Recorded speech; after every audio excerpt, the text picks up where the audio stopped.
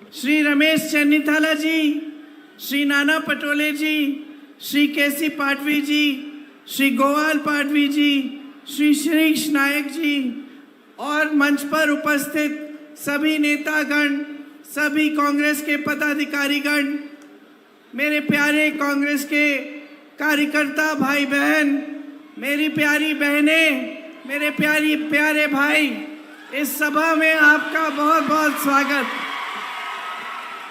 मैं बहुत दिनों से प्रचार कर रही हूं, इसलिए मेरा गला थोड़ा बैठा हुआ है, इसके लिए माफी चाहती हूं। ये डोगरा माता जी, बाबा साहेब अम्बेडकर जी और बिरसा मुंडा जी और टंट्या मामा जी, गुलाम महाराज जी, एकलव्य जी की धरती को मैं नमन करती हूं। शहीद श्री शिरीष कुमार जी को भी मैं नमन करती हूं। ये एक पावन धरती है, आपकी धरती है।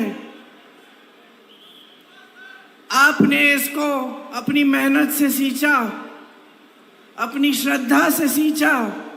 यहाँ आकर आज मुझे बहुत खुशी भी है, बहुत गर्व भी है।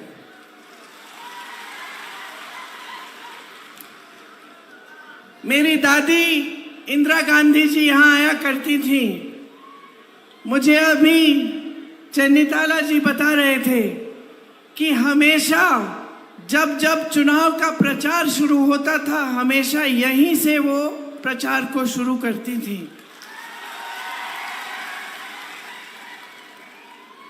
उनका आदिवासी समुदाय के साथ एक बहुत गहरा रिश्ता था, एक ऐसा रिश्ता था जिसमें आपका पूरा आदर था। वो हमेशा कहती थी कि आपकी जो संस्कृति है वो दुनिया की सबसे अच्छी, सबसे मजबूत संस्कृति है। जब भी आपके बीच आती थी और आपके जीवन की समस्याओं को देखती थी, समझती थी, आप हमेशा उनको कुछ छोटा बनाकर कुछ देते थे। वो सारी चीजें आज भी उनके घर में रखी हुई हैं। राहुल और मैं छोटे थे, वो हमें दिखाती थी कि देखो, अगर वो दिखाती थी कि कहाँ से आई हैं ये चीजें, आदिवासियों ने जो बनाई। आपने अगर एक टोकरा भी दिया होता तो उस टोकरे को भी संभाल के वो अपने कमरे में रखती।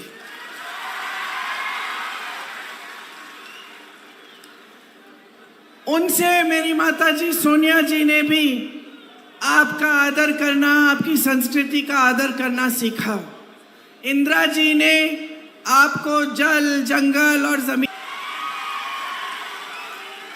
संविधान को हमेशा मजबूत रखा, हमेशा अपने आपके अधिकारों के लिए लड़ी। जहां जहां आपको जरूरत थी वहां वहां वो आपके बीच आई और आपके जो अधिकार हैं, आपकी जो समस्याएं हैं, उनको सुलझाने के लिए काम किया, आपके अधिकारों को मजबूत करने का काम किया। सोनिया जी, जैसे मैंने कहा, ने भी उनसे सीखा। कांग्रेस के समय में SC ST सब प्लान बना। राजीव जी के समय में SC ST अत्याचार निवारण कानून बना, जिससे अगर आप पर अत्याचार होता तो सख्त से सख्त कार्रवाई की जाती है। पेशा कानून भी कांग्रेस ने बनाया और मेरे पिताजी ने जो पंचायती राज का कानून लागू किया, इससे आपके अधिकार और भी मजबूत बने।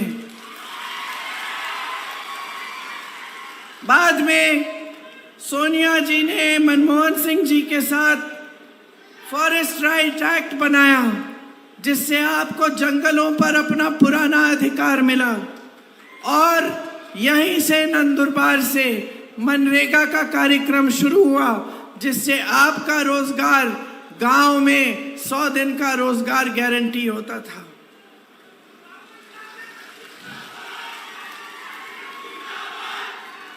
मेरे भाई राहुल गांधी जी आज देश में एक नेता होंगे जिन्होंने कन्याकुमारी से कश्मीर तक 4000 लिए थी। ये यात्रा आपके बीच आनी थी। शायद ही कोई ऐसा नेता होगा हमारे देश में जो आपकी समस्याओं को समझने के लिए, आपसे मिलने के लिए 4000 किलोमीटर पैदल चला हो, 4 महीनों तक चला और उसके बाद एक और यात्रा निकाली मणिपुर से मुंबई तक। कुल 8000 किलोमीटर आपके बीच आने के लिए, आपसे मिलने के लिए, आपके दुखों को समझने के लिए, आपकी कठिनाइयों को समझने के लिए। देखिए, हमारी जो राजनीतिक परंपरा है, हमारी जो राजनीतिक परंपरा है कांग्रेस पार्टी की, उसकी नींव महात्मा गांधी जी ने डाली। महात्मा गांधी जी ने क्या कहा था कि सत्य के पथ पर चलना है, और उसी पथ पे चलते चलते कांग्रेस के सब नेताओं ने, जितने भी महान नेता रहे हैं, ये सीखा कि लोकतंत्र में जनता सर्वोपरि होती है, कि हमारा काम है, हमारा धर्म है आपकी सेवा करना, हमारा दायित्व है कि हम आपके बीच आए और ये समझें कि आपका जीवन क्या है। लेकिन भाजपा की एक विपरीत विचारधारा है। उनकी विचारधारा आपकी संस्कृति को समझती नहीं है, आदर नहीं करती। जहां जहां मौका मिलता है वो आपकी संस्कृति को बदलने की कोशिश करते हैं। वो आपकी संस्कृति, जिस तरह से आप जंगल का आदर करते हैं, पेड़ों का आदर करते हैं, जानवरों का देखभाल करते हैं, जिस तरह नदियों को आप आदर करते हैं, नदियों का पानी आप पूजते हैं, ये सब चीजें भाजपा को ना समझ आती हैं और ना भाजपा के नेता इसका आदर करते हैं। जहां जहां आदिवासियों पर अत्याचार हुआ है, बड़े से बड़ा नेता, प्रधानमंत्री मोदी जी जितने बड़े नेता और उनके सारे मंत्री चुप रहे हैं। आपने मणिपुर में देखा होगा, एक महिला के साथ बहुत अत्याचार हुआ, उनको निर्वस्त्र करके सबके सामने लाया गया, वहां बहुत मौतें हुई, घर जलाए गए, लोग लड़े एक दूसरे से, लेकिन हमारे प्रधानमंत्री चुप रहे। अत्याचार हुआ, उन्होंने रोकने के लिए एक उंगली नहीं उठाई, कुछ नहीं किया। मध्य प्रदेश में एक आदिवासी भाई के ऊपर भाजपा के ही कार्यकर्ता ने पेशाब किया, उस समय कोई कार्रवाई नहीं हुई। वीडियो बना, पूरे देश भर में वायरल हुआ, भाजपा के नेताओं ने कुछ बोला भी नहीं। बाद में चुनाव आने लगा तो उस समय भाजपा के नेता उसके घर गए और उससे माफी मांगी, लेकिन जब तक चुनाव आया तब तक कोई कार्रवाई नहीं की थी। ये है इनकी सच्चाई। आपकी संस्कृति पर लगातार हमला करते हैं, आपकी आवाज को दबाते हैं। जहां जहां आप उठते हैं अपने अधिकारों के लिए लड़ने के लिए, जहां जहां आपकी आवाज बुलंद होती है, वहां आपको दबाने की कोशिश होती है। आपकी जमीनें बड़े बड़े उद्योगपतियों, खरपतियों को देने का काम होता है। जब आप आवाज उठाते हैं तब आपके पक्ष में, आपके साथ खड़े होने के बजाय आपको दबाया जाता है। हेमंत सोरेन जी इकलौते आदिवासी मुख्यमंत्री है इस देश में। आज चुनाव चल रहा है झारखंड में और उनको जेल में डाल दिया गया है। उन पर हमला बार बार भाजपा कर रही है। तो आपके कौम पे, आपके समुदाय पे, आपके समाज पे लगातार भाजपा और आरएसएस का हमला है। फिर यहां मंचों पर आकर बड़ी बड़ी बातें कहते हैं। राष्ट्रपति जी आज हमारी श्रीमती द्रौपदी मुर्मू एक आदिवासी महिला है। उन्होंने अपने जीवन में कितना काम किया है उस काम को पहचाना गया है और उनको सम्मान दिया गया है।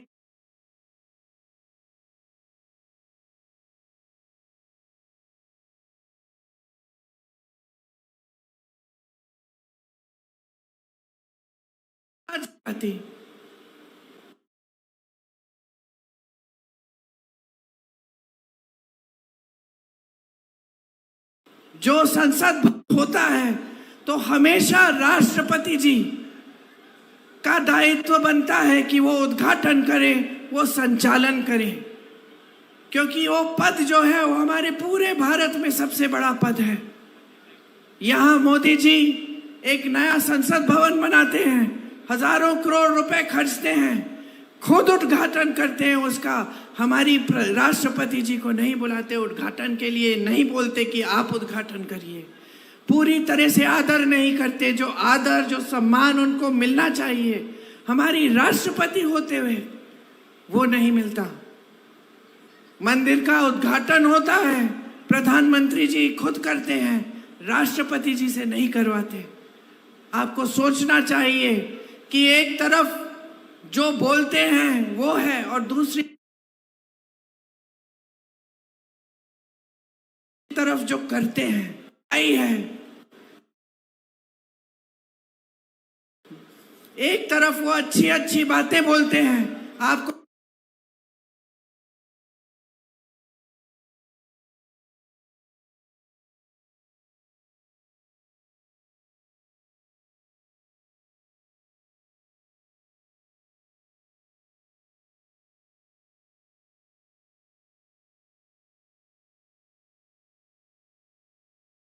नहीं करवाते। आपको सोचना चाहिए कि एक तरफ जो बोलते हैं वो है और दूसरी तरफ जो करते हैं, इन दोनों चीजों में एक बड़ी खाई है। एक तरफ वो अच्छी अच्छी बातें बोलते हैं, आपको कहते हैं कि आदिवासी समाज का सम्मान किया, लेकिन दूसरी तरफ जब असली सम्मान देने का वक्त आता है तो पीछे हट जाते हैं। बार बार ऐसा होता है। क्यों होता है? मोदी जी चाहे आदिवासियों के बारे में बात करें, चाहे देश के गरीबों के बारे में बात करें, कहते कुछ हैं, करते कुछ और हैं। सम्मान एक बहुत गहरी भावना होती है। जो असली सम्मान करता है वो उसका राजनीतिक फायदे के लिए सम्मान नहीं करता। आपके आगे जब मोदी जी आते हैं तो सिर्फ अपना राजनीतिक फायदा साधने के लिए आपके सामने सुंदर सुंदर बातें करते हैं, लेकिन उनकी पार्टी लगातार आप पे हमला कर रही है, उनकी पार्टी लगातार आपका अपमान करती है और वो कुछ नहीं कहते। महाराष्ट्र में 2 लाख आदिवासियों को पट्टे नहीं दिए गए, पूरे देश भर में 22 लाख आदिवासियों को पट्टे नहीं दिए गए। ये क्या आदिवासियों का सम्मान है?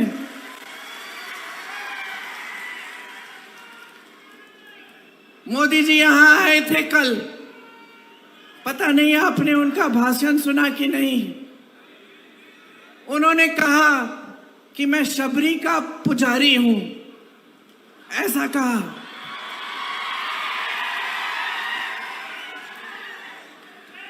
चलिए आप खुद ही हंस रहे हैं तो मैं क्या कहूं।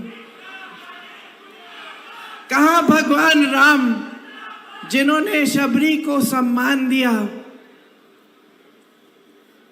कहा नरेंद्र मोदी जी जिन्होंने सैकड़ों शबरियों का अपमान देखते हुए अपना मुंह बंद रखा। कहा मोदी जी कि हाथरस की एक बहन पे अत्याचार हुआ, उसको रात को जलाया गया, उसके माँ बाप को बुलाया भी नहीं गया उसके अंतिम संस्कारों के लिए, और मोदी जी चुप रहे। उनकी सरकार ने जिसने अत्याचार किया उसकी मदद की। कहा भगवान राम और शबरी, और कहा नरेंद्र मोदी जी और हाथरस की हमारी बहन। कहा भगवान राम और शबरी जी और मोदी जी और उन्नाव की हमारी बहन, जिस पर बार बार अत्याचार हुआ, जिसके पिताजी के खेत जलाए गए, जिसके भाइयों को पीटा गया, जिसकी भाभी को धमकाया गया और अंत में जिसको खुद जलाया गया। 1 किलोमीटर चली मोदी जी की, जलते हुए चली जब तक गिर के मर गई। मोदी जी की सरकार ने एक उंगली नहीं उठाई उनको मदद करने के लिए। मोदी जी ने पलक नहीं झपकाई। कहां भगवान राम और शबरी और मोदी जी की खोखली बातें। हमारी ओलंपिक की खिलाड़ी मेडल जीत के आती हैं, मोदी जी उनको घर बुलाते हैं, उनको चाय पिलाते हैं, उनके साथ फोटो भी खिंचाते हैं। सारे अखबार लिखते हैं कि मोदी जी थे तो मुमकिन था हमारी खिलाड़ियां मेडल लेके आई। वही खिलाड़ी जब चीख चीख के न्याय मांगती है, जब सड़क पर बैठते हुए रोते हुए कहती है मोदी जी मेरी मदद करो, मेरा अत्याचार हुआ है, तो मोदी जी अपने घर से नहीं निकलते। मोदी जी एक लफ्ज नहीं कहते, चुप रहते हैं।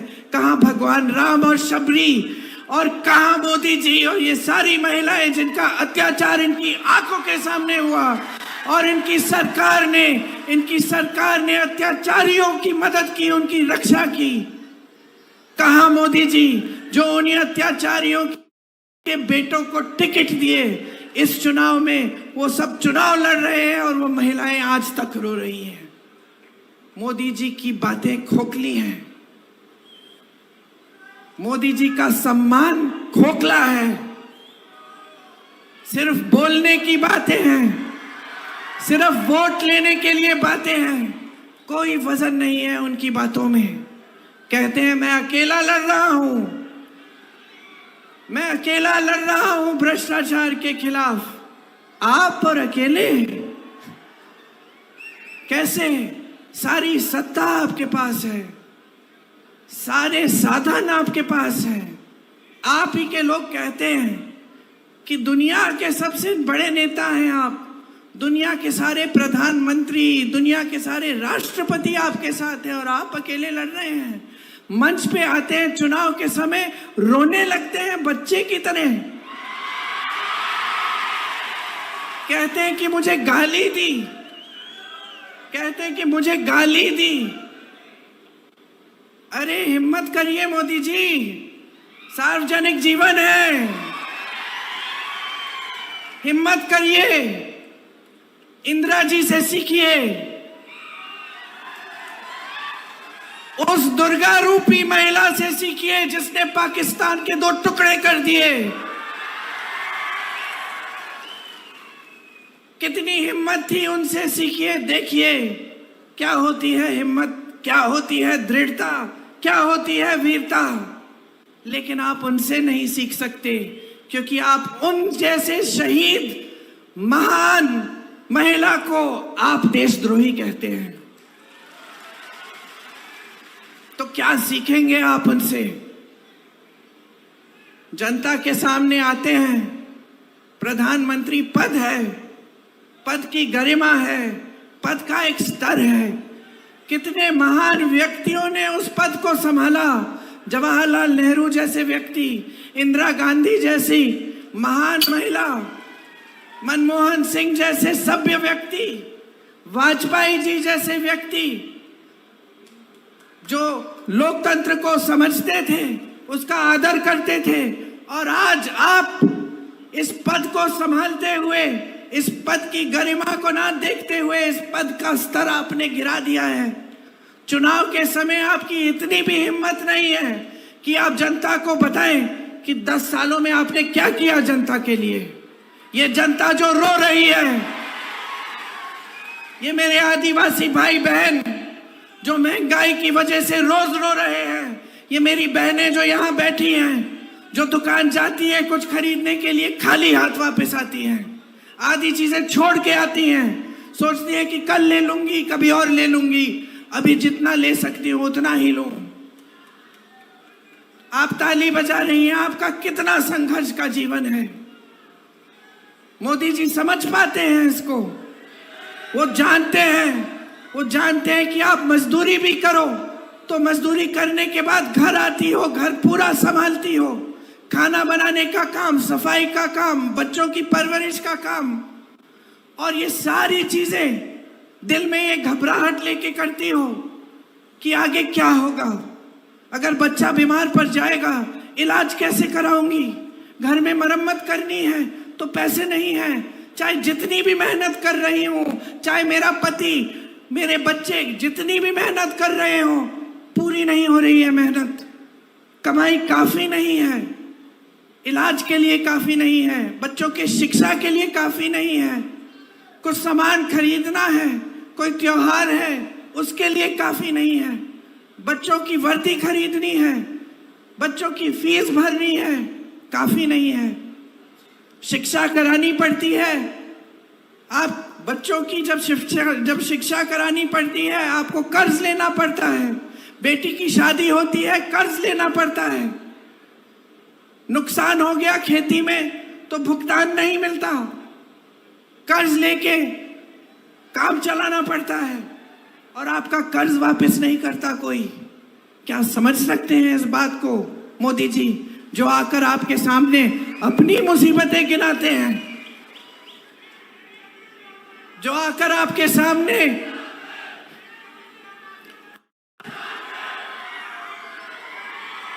उनको ये सच्चाई कौन बताएगा कि इस देश का जो गरीब है आज पिस रहा है, इस देश का किसान कमा नहीं पा रहा है, खाद नहीं मिल रहा है, पेट्रोल डीजल का दाम इतना बढ़ चुका है कि खेती करनी मुश्किल हो चुकी है, कौन बताएगा इनको। आपके बीच तो आते नहीं हैं। इंदिरा जी की फोटो निकालिए, आपके घरों में आई है। मैं सोनभद्र में जब भाजपा की सरकार के देखते देखते आदिवासियों का नरसंहार हुआ तो मैं गई, सोनभद्र में यूपी में जगह है, मैं उस गांव में गई उन परिवारों से मिलने के लिए, और मुझे पता है क्या पता चला, मुझे ये पता चला कि मेरे से पहले कई दशकों पहले इंदिरा जी वहां गई थी। एक महिला थी वहां पे, बूढ़ी सी, उसने मुझे खीर खिलाई और उसने मुझे कहा, बेटी तुम्हारी दादी मेरे घर आई थी और मैंने तुम्हारी दादी को भी ऐसी खीर खिलाई। ये है हमारी परंपरा, इस देश की लोकतांत्रिक परंपरा कि बड़ी सी बड़ी प्रधानमंत्री आपके घर झुक के आई, आपका आदर करते हुए आई, आपके घरों में आपकी समस्याओं को सुनने के लिए आई। और ये प्रधानमंत्री नरेंद्र मोदी 10 सालों से प्रधानमंत्री रहे हैं। मैं चुनौती देती हूं किसी को भी, एक फोटो निकाल लो किसी आदिवासी के घर के अंदर गए हैं,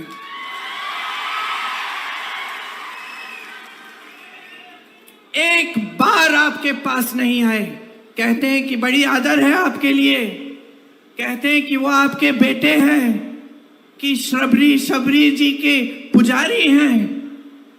क्या मतलब है इन बातों का जब इन बातों में वजन ही नहीं है। प्रधानमंत्री हैं, इनकी बात में वजन होना चाहिए। अगर मंच पे खड़े होकर इन्होंने आपको कहा था कि सारा काला धन वापस लाएंगे, आपके खातों में 15 लाख रुपए डालेंगे, तो आना चाहिए था। अगर आपको कहा था कि 2 करोड़ रोजगार बना के देंगे, तो वो बनाने चाहिए थे। अगर आपको कहा था कि आपकी अधिकारों की रक्षा करेंगे, तो आज उनका एक एक नेता संविधान को बदलने की बात क्यों कर रहा है? किसने हिम्मत दी? किसने जी उन लोगों के साथ गाड़ी में बैठ के रोड शो करते हैं, भाषण देते हैं मंचों पे, और फिर कहते हैं कि संविधान को बदलेंगे नहीं? किसने इजाजत दी उनके हर प्रत्याशी को इस बात को कहने के लिए? हर बार उन्होंने यही करके दिखाया है। उन्होंने इस देश में एक ऐसी राजनीति स्थापित की है जो सिर्फ और सिर्फ सत्ता के लिए चलती है। ये पहली बार इस देश में हुआ है। इस देश की राजनीति सेवा पर आधारित रही है। इस देश की राजनीति का एक एक महापुरुष इस देश के लिए जान देने के लिए तैयार हुआ है। लेकिन आज आपका कोई आदर नहीं है। आप एक सरकार चुनते हैं, वोट देकर सरकार बनाते हैं। महाराष्ट्र में आपने अपनी सरकार बनाई, क्या किया मोदी जी ने? आदर किया कि जनता ने बोला है हमें भाजपा की सरकार नहीं चाहिए, हमें अपनी सरकार चाहिए जो हमारे लिए काम करे। क्या आदर किया? आदर नहीं किया।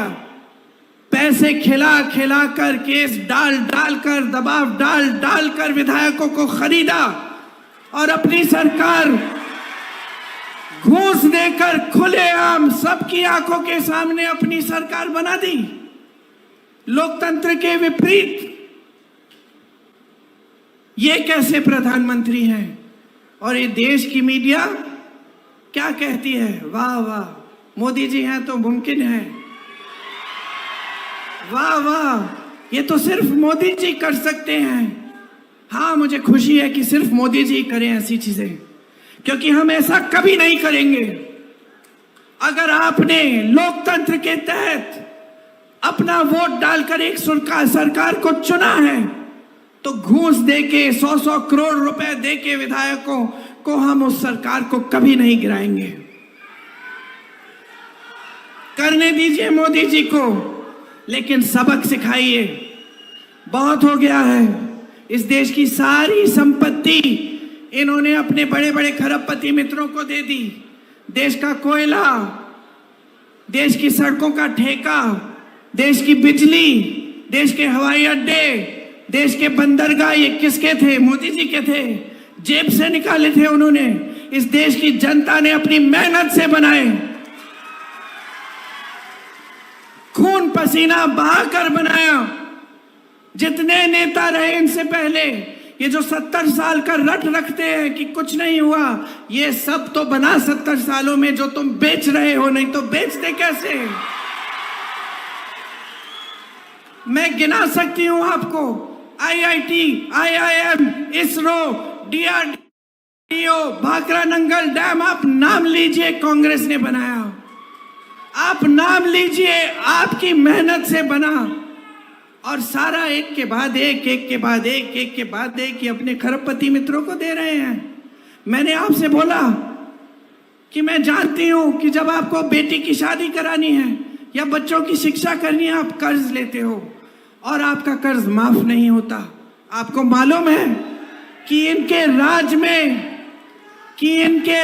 में बड़े बड़े खरबपतियों के 16 लाख करोड़ रुपए माफ हुए हैं। 16 लाख करोड़ रुपए उनके जो पहले से ही खरबपति हैं।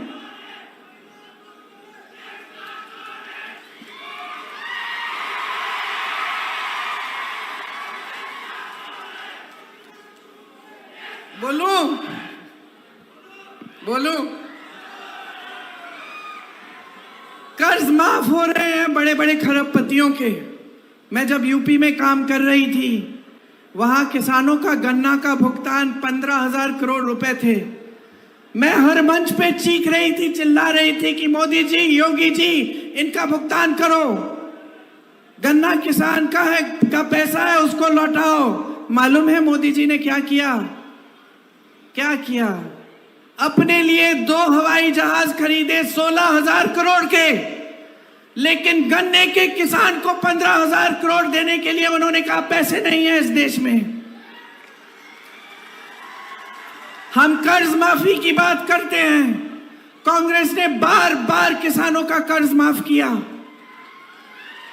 हम करते हैं, मोदी जी कहते हैं कि अर्थव्यवस्था ठप हो जाएगी, पैसे नहीं है। क्यों भाई? आपके जहाज खरीदने के लिए पैसे हैं, आपके बड़े बड़े दोस्तों को देने के लिए पैसे हैं, वो बड़ी बड़ी शादियां करें। लेकिन किसान अपनी बेटी की शादी जब करता है तो कर्ज लेता है और फिर कर्ज चुका नहीं पाता, आत्महत्या करता है। मैं ऐसे किसानों के घर में गई हूं जो खाद की कतार में खड़े खड़े गिरकर मर गए। क्योंकि घर जाने की हिम्मत नहीं थी, कहीं कतार छोड़ दूं तो मुझे खाद नहीं मिलेगी। मैं ऐसे किसानों के परिवारों से मिली हूं जिन्होंने 50,000 रुपए के लिए 1 लाख रुपए के कर्ज के लिए आत्महत्या कर डाली। बच्चियां रो रही हैं, आगे सब कुछ अंधकार में है और इस सरकार ने कुछ नहीं किया। ये मोदी जी गरीबों के मसीहा, कुछ नहीं किया इन्होंने। ये तो खरबपतियों के मसीहा हैं। इस देश में कभी ऐसे प्रधानमंत्री नहीं हुए, कभी, मैं दावे के साथ कह सकती हूं, जो एक भी दिन आपके घरों में नहीं आए, आपके गांव में नहीं आए, आपकी खेती में नहीं आए। इनको बहुत हिम्मत दे दी है आपने, बहुत समर्थन दे दिया है। अब सच्चाई भी देख लो इनकी। ये जो टीवी पे आपको दिखता है ये सच्चाई नहीं है। ये सारे टीवी के चैनल बड़े बड़े खरबपतियों की है, 60 गांठ है इनकी। इलेक्टोरल बॉन्ड स्कीम लाए मोदी जी, कहते हैं कि भ्रष्टाचार के खिलाफ लड़ रहे हैं। ऐसी स्कीम तो कोई नहीं लाया था कि जो भी चंदा देगा उसका नाम गुप्त होगा। ये स्कीम लाए मोदी जी। फिर न्यायपालिका में कहा गया कि ये सूची जारी करो, सब जनता को जानना चाहिए किसने किसको चंदा दिया। अचानक मोदी जी बदल गए, खुद स्कीम। आपको कोविड की वैक्सीन लगी थी, किस किस को लगी? हाथ उठाओ। भी लगी, आपको नहीं लगी? अच्छा, हमको तो लगी 2-2। कोविड की वैक्सीन पूरे देश के लिए एक कंपनी ने बनाई, उस कंपनी से भी चंदा लिया मोदी जी ने, 52 करोड़। गुजरात में पुल गिरा, लोग बह गए, सैकड़ों लोग पानी में बह गए।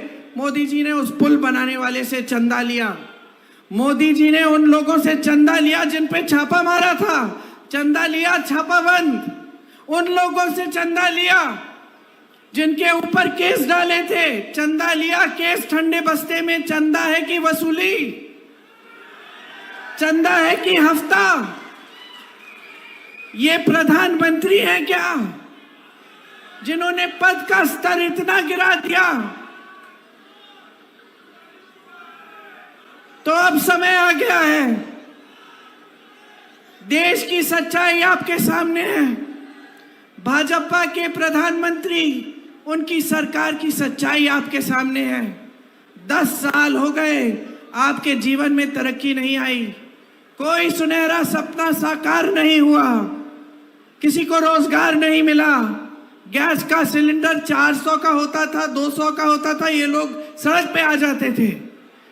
आज 1200 का है और सब छुप रहे हैं, मुंह छुपा रहे हैं अपना। मंच पे आते हैं तो फिजूल की बातें करते हैं, इधर उधर की। मंच पे आते हैं तो आपसे कहते हैं कि सावधान रहो, कांग्रेस पार्टी आपके भैंस चुरा देगी। बताइए, ये कोई बात हुई? ये स्तर है प्रधानमंत्री जी का? तो अब देखिए, सच्चाई आपके सामने आ गई है। कांग्रेस पार्टी आपको गारंटी दे रही है। क्या है ये गारंटी और क्यों मानना चाहिए आपको, ये मैं 2 मिनट के लिए समझाती हूं, फिर आपको और कष्ट नहीं दूंगी। देखिए, बोलो बोलो।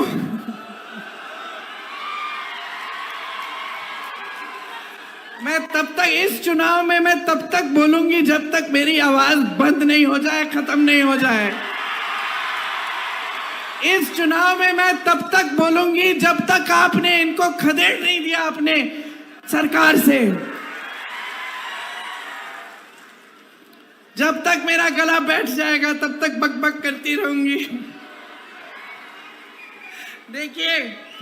देखिए बहने, आपका जीवन बहुत मुश्किलों से भरा है। कांग्रेस पार्टी जो गारंटी दे रही है उसका प्रमाण ये है कि जहां जहां हमारे प्रदेश की सरकारें हैं वहां हम करके दिखा रहे हैं। आप कर्नाटका में पूछो, तेलंगाना में पूछो, आप छत्तीसगढ़ में जब हमारी सरकार थी वहां पूछिए, राजस्थान में पूछिए जहां हमारी सरकार थी कांग्रेस ने क्या किया। राजस्थान में बताएंगे कि 25 लाख का स्वास्थ्य बीमा दिया था जिससे आपके हार्ट ऑपरेशन तक मुफ्त में होते थे। 25 लाख तक सारे इलाज गरीबों के लिए मुफ्त में होते थे। ये हमने किया, करके दिखाया, और हम पूरे देश में ये लागू करना चाहते हैं कि अगर कोई भी बीमार पड़े उसका इलाज 25 लाख तक मुफ्त होगा। ये हमारी गारंटी है। हमारी गारंटी है कि हर गरीब परिवार की सबसे बड़ी महिला को उसके खाते में हम सालाना 1 लाख रुपए डालेंगे। हमारी गारंटी है कि जो नौजवान स्नातक पास है उसको हम पहली नौकरी पक्की दिलवाएंगे जिसमें उसको सालाना कम से कम 1 लाख रुपए मिलेंगे। हमारी गारंटी है कि जो 30 लाख पद मोदी जी की सरकार ने खाली छोड़े उनको हम भरेंगे, कि नौकरियों के लिए आवेदन शुल्क खत्म होगा। हमारी गारंटी है कि मेरे किसान भाइयों को न्यूनतम समर्थन मूल्य कानून के तहत मिलेगा। कानून बनाएंगे कि ये आपका कानूनी अधिकार बन जाएगा। आपको आज आपके कर्ज माफ नहीं होते, इसके लिए एक स्थायी आयोग बनाएंगे ताकि जब जब आप कर्ज के संकट में हैं आप उस आयोग से मदद ले पाएंगे। खेती के हर सामान से हम जीएसटी को हटाएंगे, खत्म करेंगे। देश भर में श्रमिकों के लिए न्यूनतम मजदूरी हम 400 रुपए की करवाएंगे, ये कानून बनाएंगे। अगर इससे कम आपको किसी ने मजदूरी देने की कोशिश की तो वो कानून का उल्लंघन कर रहा होगा, उस पर कार्रवाई होगी। शहरों में जैसे मनरेगा गांव में है उसी तरह से हम शहरों में 100 दिन का रोजगार आपको गारंटी देंगे मनरेगा की तरह। SC ST सब प्लान को हम लागू करेंगे। आपके लिए, आदिवासियों के लिए एक विशेष बजट लाएंगे। भूमिहीनों को हम जमीन दिलवाएंगे। वन अधिकार कानून वाले पट्टों को का 1 साल में हम फैसला कराएंगे जहां जहां फैसला नहीं हुआ है। जहां आदिवासी संख्या ज्यादा है उन सारे क्षेत्रों को हम अनुसूचित क्षेत्र घोषित करेंगे ताकि आपको सारी सुविधाएं मिल पाए। भूमि अधिग्रहण कानून को जिसमें संशोधन किया है भाजपा की सरकारों ने, वो संशोधन हम हटवाएंगे और फिर से सही कानून लागू करेंगे। देखिए, आप तय करिए आपको इस देश में कैसे नेता चाहिए।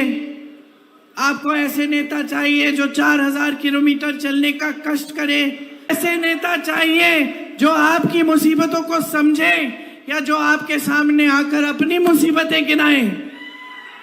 आपको कैसा नेता चाहिए? जो हिम्मत वाला हो, खुल के बोले, निडर हो, चाहे कोई दबाने की कोशिश करे, चाहे कोई संसद से निकाले, चाहे कोई केस डाले, फिर भी सच्चाई बोले आपको, या ऐसा नेता जो झूठ पे झूठ बोले आपसे। कैसा नेता चाहिए? कैसी राजनीति चाहिए? असूलों की राजनीति, एक समर्पण और सेवा की राजनीति, की सत्ता की राजनीति जो सिर्फ सत्ता चाहती है, सिर्फ शोहरत चाहती है, सिर्फ शान और सम्मान अपना चाहती है, लेकिन जनता का सम्मान नहीं करती। आप तय करिए। चुनाव 2 दिन में है। कब है? 11 को, 13 को चुनाव है। आज 11 तारीख है। 2 दिन में चुनाव है। 2 दिन में तय करने जा रहे हो कि इस देश का भविष्य क्या होगा। इस देश का संविधान बचेगा, इस देश का लोकतंत्र बचेगा, आपके अधिकार बचेंगे, आपकी नई पीढ़ी के अधिकार मजबूत होंगे का भविष्य मजबूत होगा कि नहीं, तय करने जा रहे हो। अपना विवेक का इस्तेमाल, अपने विवेक का इस्तेमाल करो। सोचो, समझो, ध्यान से मेरी बातों को सुनो, क्योंकि अगर गलत निर्णय ले लिया तो ये देश जिस दिशा में जा रहा है उसको कोई रोक नहीं पाएगा। इसके बाद ये मौका है कि आप लोकतंत्र को वापस स्थापित करो। आप अपने भविष्य को सुनहरा बनाओ, एक ऐसी सरकार लाओ